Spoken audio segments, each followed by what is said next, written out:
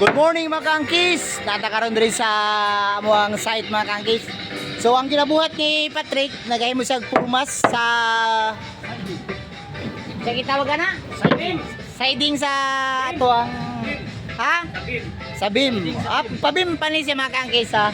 So ang amuang tirada karon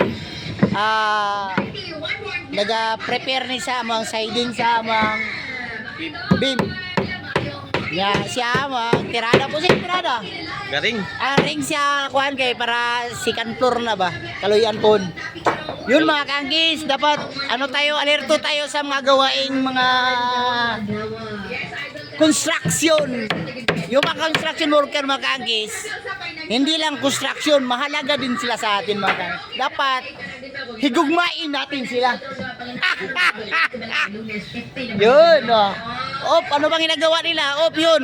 Yun, magpunta tayo doon. Ito si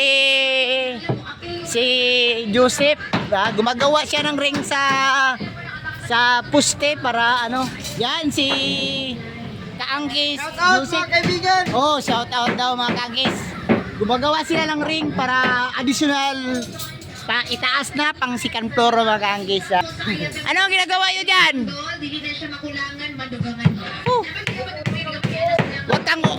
Hindi upo, lilingkod-lingkod lang. Yun, anong ginagawa nyo dyan, Anggol? Tangkol. Baka mapakog tayo, may lansang. Ang laki ng lansang ba?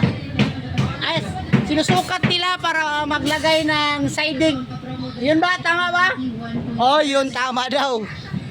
Tama na lang. Ito si Angi.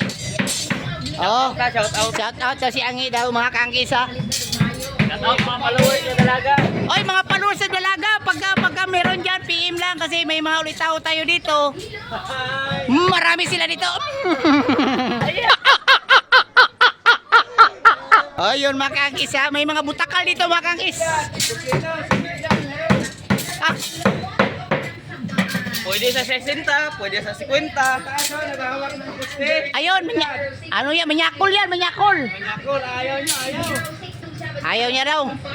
So yun mga kaangkis ha. Yan mga kaibigan ko dito sa sa site. Itong ginagawa namin. Shout out guys. Shout out daw. So yun lang muna.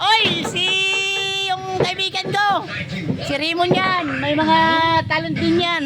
Kumakain ng bakal yan. Yung bakal, pati yung tayo ng nanay mo. Pasawag, wag mo. Patay tayo dyan. So yun lang mga kaangkis, kunting kalaman lang muna sa construction ha. So good morning mga kaangkis.